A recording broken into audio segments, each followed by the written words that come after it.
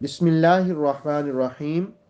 16ویں پارے کے مفاہیم کے ساتھ حسنات احمد مرتضیٰ آپ سے مخاطب ہے۔ نور وحی یوٹیوب چینل کے ناظرین، 16ویں پارے میں سورہ کہف، سورہ مریم اور سورہ طٰہٰ کو بیان ہوا۔ 15ویں پارے کے اختتام پر ایک واقعہ شروع ہوا، حضرت موسیٰ علیہ السلام اور حضرت خضر کا۔ حضرت موسیٰ علیہ السلام آپ کی صحبت میں رہتے ہیں، تو حضرت خضر نے ایک بچے کو مار دیا، تو اس پر حضرت موسیٰ علیہ السلام نے کہا کہ آپ نے یہ مناسب کام نہیں کیا۔ تو آپ نے پھر فرمایا، حضرت خضر نے، اِنَّکَ لَن تَسْتَطِیعَ مَعِیَ صَبْرًا، آپ میرے ساتھ صبر نہیں کر پائیں گے۔ اس پر حضرت موسیٰ نے کہا کہ اب اگر میں نے آپ سے سوال کیا تو آپ مجھے اپنے ساتھ نہ رکھیں، میری طرف سے آپ کا عذر معقول ہوگا۔ پھر دونوں چل پڑے، ایک بستی سے کھانا طلب کیا، لیکن انہوں نے مہمان نوازی سے انکار کیا۔ وہاں ایک دیوار گری پڑی تھی، تو آپ نے اسے تعمیر کر دیا۔ اس پر حضرت موسیٰ علیہ السلام نے کہا کہ آپ اس سے مزدوری بھی لے سکتے تھے۔ حضرت خضر علیہ السلام نے کہا کہ اب ہم مزید اکٹھے نہیں رہ سکتے، آپ کی اور میری جدائی کا وقت آ گیا ہے۔ میں آپ کو باتوں کی حقیقت سے آگاہ کرتا ہوں جن پر آپ صبر نہیں کر سکے۔ حضرت خضر نے فرمایا کہ جہاں تک کشتی میں سوراخ کا تعلق ہے، وہ دو غریبوں کی تھی۔ جابر بادشاہ کی آمد تھی، ہر صحیح سلامت کشتی کو قبضے میں لیا جا رہا تھا۔ میں نے اس میں شگاف کر دیا تاکہ وہ اس کو نہ لے سکے۔ جہاں تک لڑکے کے قتل کا تعلق ہے، اس کے والدین نیک تھے۔ یہ بڑا ہوتا تو ان کو بھی فسق اور فجور میں مبتلا کر دیتا، گمراہ کر دیتا، اس لیے میں نے اس کو اس کے انجام تک پہنچا دیا۔ اللہ تعالیٰ ان کو اچھی اور نیک اولاد دے دے گا۔ تیسرا، جہاں تک دیوار کا تعلق ہے، وہ دو یتیم لڑکوں کی تھی، اس کے نیچے ان کا خزانہ موجود ہے۔ ان کا والد بہت نیک تھا، اور جس وقت والد نیک ہو تو اللہ تعالیٰ 7 پشتوں تک ان کی حفاظت فرماتا ہے۔ تو حضرت خضر نے کہا کہ میں نے یتیم کا خزانہ محفوظ کرنے کے لیے دیوار تعمیر کی۔ یہ رب کا خاص کرم اور رحمت تھی، اور اسی کے حکم سے میں نے یہ کام کیے جن پر آپ صبر نہ کر سکے۔ 16ویں پارے کے دوسرے رکوع میں ذوالقرنین کا واقعہ بیان ہوا۔ یہود کے کہنے پر مشرکین نے نبی صلی اللہ علیہ وسلم سے 3 سوالات کیے۔ ان میں سے تیسرا سوال یہ تھا کہ ذوالقرنین کون ہے؟ آپ صلی اللہ علیہ وسلم نے فرمایا، میں اس کے احوال تمہیں بتاتا ہوں۔ قرآن کریم نے ذوالقرنین کی 3 مہموں کا ذکر کیا۔ اس کی ایک مہم مغرب الشمس کی طرف، اور دوسری مطلع الشمس کی طرف، اور تیسری اس قوم کی جانب جو وحشی تھی، یعنی یاجوج و ماجوج۔ اللہ تعالیٰ نے ذوالقرنین کو اقتدار، طاقت، قوت بخشی تھی۔ پہلی مہم کے نتیجے میں غروب آفتاب کی جگہ پر پہنچا تو وہاں ایک قوم تھی۔ ذوالقرنین کو اختیار دیا گیا کہ ان کے ساتھ اچھا سلوک کریں یا ان کو سزا دیں۔ ذوالقرنین نے کہا کہ جو ظلم کرے گا اس کو سخت ترین سزا ملے گی، اور جو اچھے کام کرے گا اس کو اچھا بدلہ دیا جائے گا۔ پہلی مہم سر کرنے کے بعد وہ دوسری مہم کی جانب روانہ ہوا، اور وہ طلوع آفتاب کی جگہ پہنچا تو وہاں ایک خانہ بدوش قوم آباد تھی جو اپنی وحشی زندگی پر مطمئن دکھائی دی۔ پھر تیسری مہم پر روانہ ہوا جو 2 پہاڑوں کے مابین تھی۔ وہ ایسی قوم تھی جس کو نہ کوئی بات سمجھائی جا سکتی تھی اور نہ ہی کوئی بات سمجھی جا سکتی تھی۔ وہ یاجوج اور ماجوج تھے، انہوں نے اس علاقے میں فساد برپا کر رکھا تھا۔ ذوالقرنین نے اس علاقے کے لوگوں سے کہا، تم جسمانی مدد کرو، میں یاجوج اور ماجوج کے آگے ایک دیوار قائم کر دیتا ہوں۔ لوہے کی چادریں لائی گئیں، آگ پر تانبا پگھلا کر اس سے ایک انتہائی مضبوط آہنی دیوار بنا دی گئی۔ یاجوج و ماجوج بڑی کوشش کے باوجود بھی اس دیوار کو ہٹا بھی نہ سکے اور اس میں سوراخ تک نہ کر سکے۔ ذوالقرنین نے کہا، یہ سب کام میں نے اپنے رب کی رحمت سے کیے ہیں، اسی نے توفیق بخشی ہے۔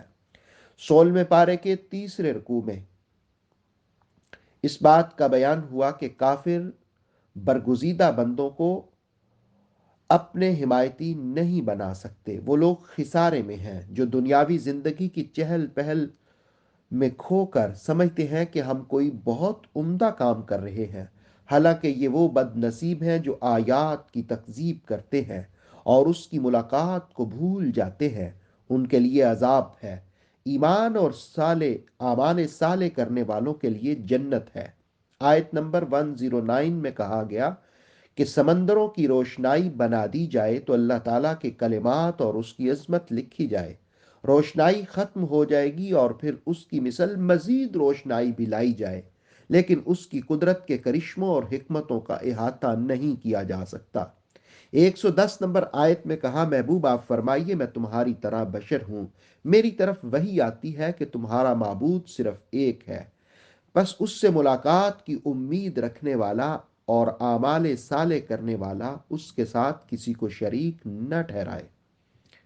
16ویں پارے کے چوتھے رکوع میں سورہ مریم کا بیان ہوا۔ سورہ مریم میں 6 رکوع ہیں اور آیات 100 کے قریب ہیں، 98 آیات ہیں۔ اس کا آغاز حروف مقطعات سے ہو رہا ہے، کاف ہا یا عین صاد۔ حضرت مولا علی کرم اللہ وجہ الکریم انہی حروف کے ساتھ اللہ کو پکار کر دعا مانگتے تھے۔ آپ کہتے، یا کاف ہا یا عین صاد اغفر لی، یا کاف ہا یا عین صاد مجھے بخش دے۔ دوسری آیت سے اس رکوع میں حضرت زکریہ علیہ السلام کا ذکر ہوا۔ آپ نے دعا مانگی تو اللہ تعالیٰ نے آپ کو اولاد کی بشارت دی۔ آپ کی عمر تو 120 سال اور آپ کی زوجہ کی عمر 98 سال ہو گئی تھی، اب تک آپ کے ہاں کوئی اولاد نہ تھی۔ آپ نے اپنے بڑھاپے اور بیوی کے بانجھ ہونے پر تعجب کرتے ہوئے کہا، اب اولاد ہوگی۔ یاد رہے کہ حضرت زکریا علیہ السلام بڑھئی کا کام کرتے تھے، تو آپ نے جس وقت تعجب کیا اس عاجزی کے ساتھ مناجات کے بعد، تو آیت نمبر 7 میں کہا کہ اے زکریا تجھے ایک لڑکے کی بشارت دی جاتی ہے جس کا نام یحییٰ ہوگا۔ آپ نے اپنے اور اپنے بیوی کے بڑھاپے کا ذکر کیا تو اللہ پاک نے فرمایا، میرے لیے یہ بہت آسان ہے، میں نے آپ کو بھی پیدا کیا ہے جبکہ آپ کچھ نہ تھے۔ حضرت زکریا علیہ السلام کو اس کی قبولیت کی علامت یہ بتائی کہ آپ 3 دن تک لوگوں سے کلام نہ کر پائیں گے۔ آپ اپنے محراب سے نکلے اور اشارے کے ساتھ قوم کو سمجھایا، صبح و شام رب کی پاکی بیان کرو۔ آیت نمبر 12 میں حضرت یحییٰ علیہ السلام کا ذکر ہوا کہ ان کو بچپن ہی سے دانائی عطا کی گئی اور انہیں کہا گیا کہ کتاب کو مضبوطی سے تھام لیں۔ حضرت یحییٰ کی خوبیاں بیان ہوئیں۔ وہ والدین کے خدمت گزار تھے، متقی، پرہیزگار اور پاکیزہ سیرت رکھتے تھے۔ سورہ مریم کی آیت 15 میں حضرت یحییٰ کے یوم میلاد، یوم وصال اور اٹھنے کے دن پر سلام یعنی سلامتی بھیجی گئی۔ قرآن کریم انبیاء کے یوم ولادت پر سلام بھیجتا ہے، جس سے ان کے یوم میلاد کا تقدس اور برکات سمجھی جا سکتی ہیں۔ پارہ نمبر 16، رکوع نمبر 5، حضرت عیسیٰ مسیح کی ولادت اور آپ کی والدہ کی پاکیزگی کا بیان ہوا۔ دلچسپ بات یہ ہے کہ مکہ کے سیاستدانوں نے نجاشی سے مسلمانوں کے خلاف خوب پراپوگنڈا کیا۔ کامیاب نہ ہوئے تو انہوں نے آخری حربہ کے طور پر اسے کہا کہ مسلمانوں سے پوچھیں کہ ان کا حضرت مسیح کے بارے میں کیا عقیدہ ہے۔ ان کا خیال تھا کہ اگر یہ حضرت عیسیٰ کے بارے بیان کریں گے تو وہ انہیں ملک بدر کر دے گا، اور غلط بیانی سے کام لیں گے تو ہم ان کے خلاف پروپوگنڈا کریں گے۔ اب جب نجاشی نے پوچھا، حضرت جعفر طیار نے فوری طور پر سورہ مریم کے دوسرے رکوع کی تلاوت کی۔ عجیب منظر بپا ہوا، دربار میں سناٹا چھا گیا، نجاشی کی آنکھوں سے آنسو جاری ہو گئے۔ حضرت جعفر نے تلاوت ختم کی تو نجاشی نے ایک تنکا اٹھایا اور کہا کہ حضرت مسیح کے بارے میں جو آپ نے بیان کیا ہے، تنکا برابر بھی اس سے نہ کم تھے نہ زیادہ۔ سورہ آل عمران میں ذکر ہوا کہ حضرت مریم کی والدہ نے منت مانی جو اولاد ہوگی اس کو قدس کے لیے وقف کریں گی۔ حضرت مریم کی ولادت ہوئی تو انہیں قدس کے لیے وقف کیا۔ حضرت زکریا نے مشرقی جانب ان کے لیے ایک حجرہ مخصوص کیا۔ ایک روز آپ وہاں عبادت میں مشغول تھیں، اچانک ایک خوب روجدوان دیکھا تو آپ نے کہا، میں رحمان کی تجھ سے پناہ چاہتی ہوں۔ اس نے حضرت مریم کا خوف دور کرتے ہوئے کہا کہ میں اللہ کی جانب سے فرشتہ ہوں تاکہ آپ کو ایک لڑکا عطا کروں۔ آپ نے تعجب سے کہا، مجھے تو کسی بشر نے چھوا نہیں، تو بچہ کیسے ہوگا، اور نہ ہی میں بد چلن ہوں۔ فرشتے نے کہا، اللہ تعالیٰ کے لیے بغیر باپ کے بچہ دینا معمولی بات ہے۔ اللہ تعالیٰ یوں ہی اپنی نشانیاں دکھاتا ہے۔ حضرت مریم حاملہ ہوئیں تو آپ کھجور کے تنے کی اوٹ میں چلی گئیں۔ درد ذہ میں آپ کہنے لگیں، اے کاش اس وقت سے پہلے میں مر چکی ہوتی۔ ایک فرشتے نے آواز دی، اے مریم پریشان نہ ہو، تیرے رب نے تیرے قریب خشک ندی میں پانی جاری فرما دیا ہے۔ کھجور کے تنے کو ہلاؤ، تم پر پکی ہوئی کھجوریں گریں گی۔ کھجوریں کھاؤ، پانی پیو، یقیناً ولادت کے بعد کھجور کا کھانا فائدہ مند ہوتا ہے۔ ساتھ ہی حضرت مریم کو کہا کہ اپنے بیٹے سے اپنی آنکھوں کو ٹھنڈک پہنچاؤ۔ اگر کوئی آدمی آپ سے غلط بات کرنا چاہے تو اسے آپ کہہ دیں، میں نے رحمان کی رضا کے لیے خاموشی کی منت مانی ہے، اس لیے میں بات نہیں کروں گی۔ جب آپ اپنے فرزند کے ساتھ قوم کی طرف آئے تو لوگوں نے کہا، آپ نے بہت برا کام کیا، اے ہارون کی بہن، تیرا باپ برا آدمی نہ تھا، آپ کے بھائی کا نام بھی ہارون تھا، اور پھر لوگوں نے یہ بھی کہا کہ تیری ماں بھی بڑی پاک باز تھی، وہ بھی بد چلن نہ تھی۔ تو حضرت مریم نے بیٹے کی طرف اشارہ کیا کہ اس سے پوچھو۔ انہوں نے کہا کہ نو مولود کیسے بات کر سکتا ہے؟ اچانک حضرت عیسیٰ علیہ السلام ماں کی گود میں بولے، انی عبد اللہ، میں اللہ کا بندہ ہوں۔ اس نے مجھے نبی بنایا اور کتاب عطا کی۔ اس نے مجھے بابرکت بنایا، نماز اور زکوٰۃ کی نصیحت کی، اور مجھے والدہ کا خدمت گار بنایا۔ حضرت عیسیٰ علیہ السلام کا ان صفات کا بیان کرنے کا مقصد یہ تھا کہ میری والدہ پاکیزہ ہے، پاکیزہ والدہ سے نیک بچے ہی پیدا ہوتے ہیں۔ آیت نمبر 33 میں عیسیٰ علیہ السلام نے کہا، میرے یوم میلاد، یوم وصال اور پھر اٹھنے کے دن پر سلام ہو، یعنی سلامتی ہو۔ یہ صدائے عیسیٰ ہے جس کے بارے لوگ جھگڑ رہے ہیں، اور اللہ تعالیٰ پاک ہے کہ کسی کو اپنا بیٹا بنائے۔ وہ ارادہ کرتا ہے تو کن فرماتا ہے تو وہ کام ہو جاتا ہے۔ اللہ میرا اور تمہارا رب ہے، اسی کی عبادت کرو، یہی سیدھا راستہ ہے۔ آیت نمبر 38 میں بیان کیا کہ عیسیٰ علیہ السلام کے حوالے سے آپ کے ماننے والے مختلف گروہوں میں تقسیم ہو گئے۔ آیت نمبر 39 میں رسول کریم صلی اللہ علیہ وسلم سے فرمایا کہ آپ انہیں انجام سے آگاہ فرمائیں، قیامت میں سب فیصلے کر دیے جائیں گے۔ 16ویں پارے کے 6 رکوع میں حضرت ابراہیم علیہ السلام کا ذکر ہوا۔ آپ نے اپنے چچا سے کہا، کیا تم اس کی عبادت کرتے ہو یا نہ سنتے اور نہ دیکھتے ہیں؟ اللہ نے مجھے حقیقی علم عطا فرمایا ہے۔ اے چچا، آپ شیطان کی پوجا نہ کریں، شیطان رحمان کا نافرمان ہے۔ اے چچا، شیطان کا ساتھی بننے کی وجہ سے آپ پر عذاب کا مجھے خوف ہے۔ چچا نے کہا، اے ابراہیم، تو میرے بتوں کی مخالفت کرتا ہے، میں تجھے سنسار کروں گا یا ملک بدر کروں گا۔ حضرت ابراہیم نے اس سختی کا جواب بھی نرمی سے دیا، سلامتی ہو، میں تمہارے لیے مغفرت طلب کرتا رہوں گا، میں تمہارے بتوں سے الگ ہوں، ایک واحد خدا کی عبادت کرتا ہوں۔ 16ویں پارے کے 7ویں رکوع میں حضرت موسیٰ علیہ السلام کا ذکر ہوا۔ وہ مخلص نبی اور رسول ہیں۔ 10 سال حضرت شعیب کے پاس گزارنے کے بعد جس وقت وہ واپسی کا سفر کر رہے تھے تو طور پہاڑ کے قریب سے گزر ہوا تو اللہ تعالیٰ نے ان سے کلام فرمایا۔ پھر اس رکوع میں حضرت ہارون، حضرت اسماعیل، حضرت ادریس، حضرت آدم، حضرت نوح، حضرت ابراہیم، حضرت یعقوب اور آپ کی اولاد کا ذکر ہوا۔ انبیاء اپنے اہل و عیال کو نماز پڑھنے کا حکم دیتے ہیں۔ آیت نمبر 58 آیت سجدہ ہے۔ پھر اس سے اگلی آیت میں بیان کیا کہ نا خلف جانشین وہ ہوتے ہیں جو نمازوں کو ضائع کرتے ہیں اور خواہشات کی پیروی کرتے ہیں۔ آیت نمبر 60 میں توبہ، ایمان، اعمال صالح والوں کے لیے جنت کا بیان ہوا۔ آیت 65 میں کہا کہ اس کا کوئی ہم مثل نہیں۔ 16ویں پارے کے 8ویں رکوع میں قیامت اور منکرین قیامت کا ذکر ہوا۔ منکرین قیامت کو واضح کیا کہ قیامت قائم ہوگی۔ ایک دن ابی بن خلف اپنے ساتھیوں کے سامنے ایک بوسیدہ ہڈی اٹھا کر کہنے لگا، یہ کیسے زندہ ہوگی؟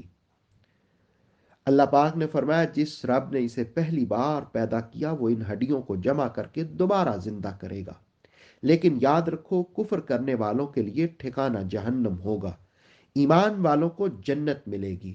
پہلی قوموں کے احوال پڑھو جنہوں نے جھٹلایا، ان کا انجام کیا ہوا۔ ہدایت یافتہ لوگوں کے نور ہدایت میں اضافہ ہوتا ہے، ان کی نیکیاں ان کو کام آئیں گی۔ جس نے آیات کا انکار کیا اس کے لیے عذاب ہوگا۔ اللہ کے سوا اور بت اس کے شریک مت ٹھہراؤ، وہ تمہاری کچھ مدد نہ کریں گے۔ 16ویں پارے کے 9ویں رکوع میں گمراہ فرقوں کا ذکر ہوا جو اللہ تعالیٰ کی جانب اولاد منسوب کرتے تھے۔ اس رکوع میں ان کی تردید کی۔ یہود حضرت عزیر کو، عیسائی حضرت مسیح کو، عرب کے بعض قبائل فرشتوں کو اللہ کی اولاد کہتے۔ یہ سب جھوٹی باتیں ہیں۔ آیت 96 میں ایمان اعمال صالح والوں کے دلوں میں محبت کی بشارت سنائی۔ 97 آیت میں کہا کہ آپ کی زبان پر قرآن کریم کو آسانی سے جاری کر دیا تاکہ آپ متقین کو بشارت سنائیں۔ آخری آیت میں کہا کہ کتنی ہی قوموں کو سزا کے طور پر ہلاک کر دیا، ان کے نشانات کب کے ختم ہو گئے۔ 16ویں پارے کے 10ویں رکوع میں سورہ طٰہٰ کا آغاز ہوا۔ اس میں 8 رکوع اور 135 آیات ہیں۔ طٰہٰ کے آغاز میں نزول قرآن کی حکمت بیان ہوئی کہ آپ خشیت اختیار کرنے والوں کو قرآن کے ذریعے نصیحت فرمائیں۔ آسمان و زمین کے پیدا کرنے والے مالک نے اس کو نازل کیا ہے۔ رسول کریم صلی اللہ علیہ وسلم نزول قرآن کے بعد راتوں کو تلاوت فرماتے اور انسانیت کو اس کا پیغام سناتے تاکہ وہ ہدایت قبول کریں۔ طٰہٰ کی آیات نے حضرت عمر کے دل میں قبول اسلام کی کیفیت پیدا کی۔ حضرت عمر برہنہ تلوار لیے رسول اللہ علیہ السلام پر حملہ آور ہونے جا رہے تھے۔ راستے میں کسی نے کہا کہ گھر کی خبر تو لو، تمہاری بہن اور بہنوئی مسلمان ہو چکے ہیں۔ واپس لوٹے، ان کی سرزنش کی، غصہ ٹھنڈا ہوا تو کہا بتاؤ تو صحیح ذرا وہ کلام کیا ہے؟ تو بہن نے کہا غسل کر کے آؤ۔ غسل کر کے آئے تو طٰہٰ سورت کی آیات سنائیں۔ وہ اس قدر ان پر اثر کر گئیں کہ رسول اللہ علیہ السلام کی بارگاہ میں حاضر ہو کر اسلام قبول کیا۔ آیت نمبر 7 میں کہا بلند آواز یا آہستہ دل سے تم جو بھی بات کرو گے، مانگو گے، دعا کرو گے، وہ سنتا بھی ہے اور جانتا بھی ہے۔ وہی معبود ہے، سارے نام اچھے اسی کے لیے ہیں۔ آیت نمبر 9 سے حضرت موسیٰ کا تذکرہ ہوا۔ حضرت شعیب علیہ السلام کی خدمت میں ایک طویل عرصہ تک حضرت موسیٰ رہے۔ حضرت شعیب نے اپنی صاحبزادی کا نکاح حضرت موسیٰ سے کیا۔ آپ مدین سے وطن واپس مصر آ رہے تھے۔ سردیوں کی رات تھی، آپ نے دور سے ایک آگ دیکھی۔ اپنے گھر والوں سے کہا ٹھہرو، شاید اس میں کوئی چنگاری مجھے مل جائے یا کوئی راستہ بتانے والا۔ جب آپ اس روشنی کے قریب گئے تو آواز آئی، اے موسیٰ میں تیرا رب ہوں، یہ مقدس وادی ہے، آپ اپنے جوتے اتار دیں، میں نے تمہیں وحی کے لیے منتخب کر لیا ہے، میں ہی تیرا رب ہوں، میری عبادت کرو، نماز قائم کرو، مجھے یاد کرو۔ قیامت آنے والی ہے جس میں ہر انسان کو اس کے اعمال کے مطابق دیا جائے گا۔ پھر آپ سے پوچھا گیا آپ کے ہاتھ میں کیا ہے؟ حضرت موسیٰ نے کہا یہ میرا عصا ہے، اس سے میں ٹیک لگاتا ہوں، اس سے اپنی بکریوں کے لیے پتے جھاڑتا ہوں اور کئی دوسرے فوائد بھی اس سے حاصل کرتا ہوں۔ آپ کو حکم ہوا کہ اس کو زمین پر ڈالو۔ جب آپ نے ڈالا تو بڑا سانپ بن کر ادھر ادھر دوڑنے لگا۔ فرمایا اسے پکڑو، ڈریے مت۔ ہم اسے اصلی حالت کی طرف لوٹا دیں گے۔ آپ نے اپنا ہاتھ نکالا تو وہ روشن ہو گیا۔ اللہ تعالیٰ نے آپ کو اظہار نبوت کے لیے معجزات عطا فرمائے۔ 16ویں پارے کے 11ویں رکوع میں حضرت موسیٰ علیہ السلام کی دعا کا ذکر ہوا۔ رب شرح لی صدری ویسر لی امری واحلل عقدۃ من لسانی یفقہوا قولی۔ اے میرے رب، میرا شرح صدر فرما، میرے لیے میرے معاملات کو آسان فرما اور میری زبان کی گرہیں کھول دے تاکہ لوگ میری بات اچھی طرح سمجھ سکیں، اور میرے بھائی ہارون کو میرا وزیر بنا تاکہ مضبوطی سے دینی کام کو بڑھایا جا سکے اور تیری تسبیح اور ذکر کثرت سے کیا جائے۔ اے اللہ، تو خوب جانتا ہے۔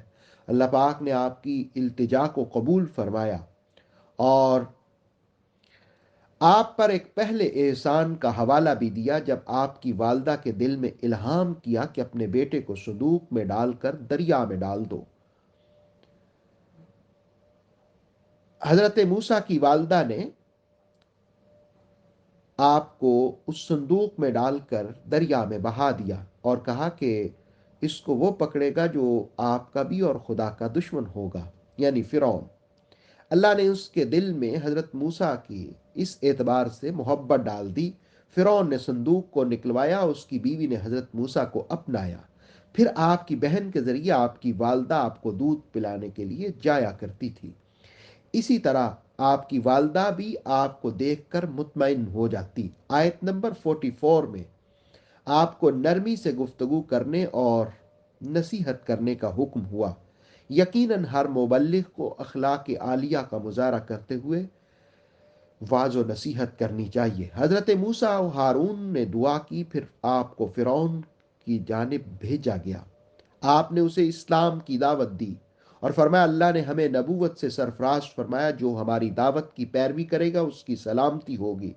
فرعون کہنے لگا تم دونوں کا رب کون ہے؟ ہمارا رب وہ ہے جس نے کائنات کی ہر چیز بنائی اور اسے ہدایت بخشی۔ حضرت موسیٰ کا یہ جواب سن کر فرعون نے موضوع کو بدلا اور کہنے لگا پہلی قوموں کا کیا حال ہوا؟ آپ نے فرمایا ان سب باتوں کا علم میرے رب کے پاس ہے اور کتاب میں موجود ہے۔ میرا رب نہ بھولتا ہے اور نہ راہ سے ہٹتا ہے۔ اسی نے زمین کو فرش بنایا، آسمان سے پانی برسایا، نباتات اگائے جس سے جانور اور انسان فائدہ اٹھاتے ہیں۔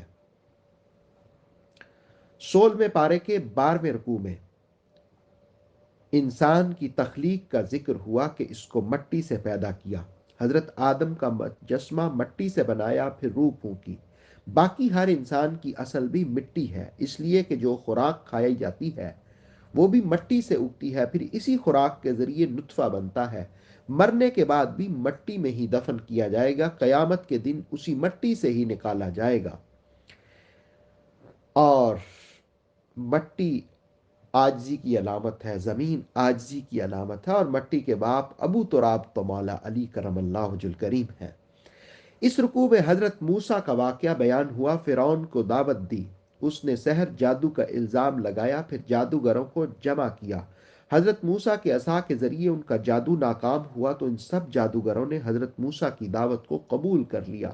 فرعون نے انہیں دھمکایا کہ میں تمہیں سخت عذاب دوں گا، ہاتھ پاؤں کاٹ ڈالوں گا۔ انہوں نے کہا تو جو مرضی کر، ہم نے روشن دلائل دیکھ کر اپنے خدا کی معرفت حاصل کر لی، ہم اسی پر ایمان لائے، وہی ہماری خطاؤں کو معاف کرنے والا ہے۔ برائی کرنے والوں کا انجام جہنم ہوگا اور ایمان کے بعد اعمال صالح والوں کے لیے بلند درجے اور جنت ہے۔ 16ویں پارے کے 13ویں رکوع میں حضرت موسیٰ کی قوم کے 3 واقعات کا حوالہ دیا گیا۔ پہلا یہ کہ حضرت موسیٰ کو حکم ہوا اپنی قوم کو رات میں لے کر نکلیں۔ آپ نے سمندر عبور کیا۔ فرعون اور اس کے درباریوں نے قوم موسیٰ کا تعاقب کیا اور دریا میں اترے تو آپ نے عصا مارا، پانی جاری ہوا اور ان کو غرق کر کے بنی اسرائیل کو نجات دے دی گئی۔ دوسرا یہ کہ جب فرعون سے نجات ملی تو جنگل میں اس قوم کے کھانے کے لیے آسمان سے من و سلوہ نازل کیا گیا۔ انہیں کہا عمدہ رزق کھاؤ اور نافرمانی مت کرنا۔ ایمان کے بعد اعمال صالح والے ہی ہدایت کی جانب رواں دواں ہوتے ہیں۔ تیسرا واقعہ یہ بیان ہوا کہ حضرت موسیٰ کتاب لینے طور پر تشریف لے گئے تو سامری نے زیورات کا بچڑا بنایا اور قوم کو اس کی پرستش پر لگا دیا۔ حضرت موسیٰ واپس آئے تو قوم کو تنبیہ کی اور بچھڑے کی پرستش سے منع فرمایا اور انہیں سمجھایا ایک الہ کی عبادت کرو۔ بچڑا کچھ بھی نفع و نقصان دینے کا اختیار نہیں رکھتا۔ 16ویں پارے کے 14ویں رکوع میں اس بات کا بیان ہوا کہ قوم جب بچھڑے کی پرستش میں مبتلا ہوئی تو حضرت ہارون نے حضرت موسیٰ کی واپسی سے پہلے ہی قوم کو سمجھایا کہ تم فتنے میں مبتلا ہوگے ہو، اس سے تائب ہو جاؤ۔ تمہارا رب رحمان ہے، تم میری پیروی کرو اور میرا حکم مانو۔ لیکن قوم نے کہا ہم اسی پر قائم رہیں گے۔ حضرت موسیٰ علیہ السلام واپس تشریف لائے تو حضرت ہارون پر جلال فرمایا، آپ نے کہا کہ قوم نے مجھے بے بس کر دیا تھا۔ پھر آپ نے سامری کو بلایا تو اس نے کہا کہ جبرائیل کے گھوڑے کے قدموں کی مٹی لی تھی، پھر زیورات سے بچھڑے کی شکل بنا کر اس کے ساتھ وہ مٹی مسح کی، جس سے آوازیں آئیں اور قوم اس کی پرستش کرنے لگی۔ حضرت موسیٰ نے اس کی بھی سرزنش کی۔ آپ نے ایک اللہ کی بندگی کی دعوت دی اور فرمایا جو اس سے روگردانی کرے گا وہ قیامت میں گناہوں کا بوجھ اٹھائے گا۔ 16ویں پارے کے 15ویں رکوع میں آغاز قیامت کے مناظر بیان ہوئے۔ پہاڑوں کو بھی جڑوں سے اکھیڑ دیا جائے گا، پھر زمین میدان بن جائے گی۔ اللہ کی آواز کے علاوہ کوئی آہٹ نہ ہوگی۔ اسی دن اسی کے اذن اور اجازت سے ہی کوئی شفاعت کر سکے گا۔ حی و قیوم کے سامنے سب چہرے جھک جائیں گے۔ اس دن کوئی ظلم نہ ہوگا۔ پھر کہا کہ قرآن کو عربی میں نازل کیا گیا، اس میں ہر چیز کو بیان کیا گیا، گناہوں کی سزاؤں کو بھی بیان کیا گیا تاکہ تم قرآن کریم پڑھ کر تقوی حاصل کرو۔ پھر فرمایا کہ نزول وحی کے وقت آپ قرآن پڑھنے میں جلدی نہ کریں۔ آپ رب کی بارگاہ میں یہ دعا مانگیں، رب زدنی علما، اے میرے رب میرے علم میں اضافہ فرما۔ مصطفیٰ کریم علیہ السلام کا رب اللہ ہے اور اللہ نے وَعَلَّمَكَ مَا لَمْ تَكُنْ تَعْلَمْ، جو آپ نہیں جانتے تھے وہ سب کچھ مصطفیٰ کریم کو سکھا دیا۔ 16ویں پارے کے 16ویں رکوع میں قصہ آدم و ابلیس کو اچھوتے انداز میں بیان کیا۔ اللہ تعالیٰ نے آدم سے کہا، اے آدم یہ شیطان تیرا اور تیری زوجہ کا دشمن ہے، یہ تمہیں جنت سے نکلوانا چاہتا ہے تاکہ تم مصیبت میں گرفتار ہو جاؤ۔ یہاں تمہیں پیاس بھوک نہیں لگتی، نہ لگے گی، اور نہ دھوپ تمہیں ستائے گی، نہ ہی بے لباس ہوں گے۔ شیطان نے انہیں بہلایا پھسلایا کہ اس درخت کا پھل کھانے سے ہمیشہ کی بادشاہی ملے گی۔ انہوں نے وہ کھا لیا اور برہنہ ہو گئے، پھر جنت کے درختوں کے پتوں سے اپنی شرم گاہوں کو ڈھانپنے لگے۔ اس حکم عدولی کی وجہ سے زمین پر بھیجا گیا، سب ایک دوسرے کے دشمن، یعنی شیطان انسان کا اور انسان شیطان کا۔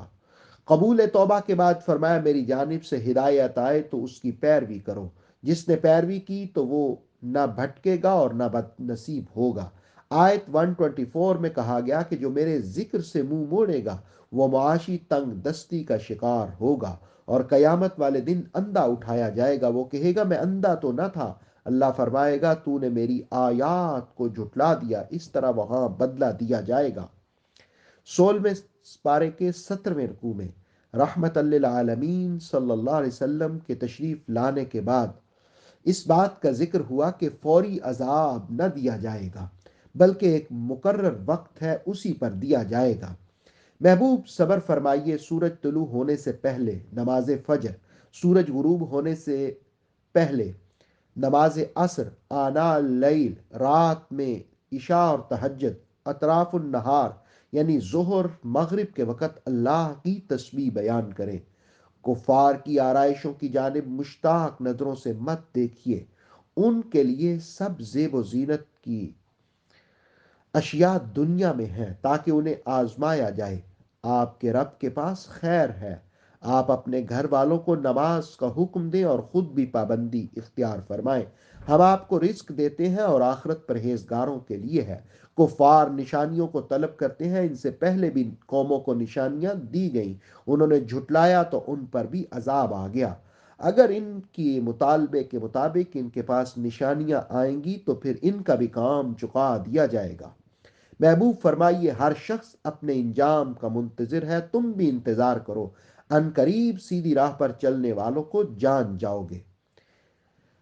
16ویں پارے کے مفاہیم کے ساتھ حسنات احمد مرتضیٰ کو اجازت دیجیے، انشاءاللہ 17ویں پارے کے مفاہیم کے ساتھ جلد حاضر ہوں گے۔ اتھینٹک اسلامک نالج کے لیے دیکھتے رہیے نور وحی YouTube channel. Please like, subscribe and share.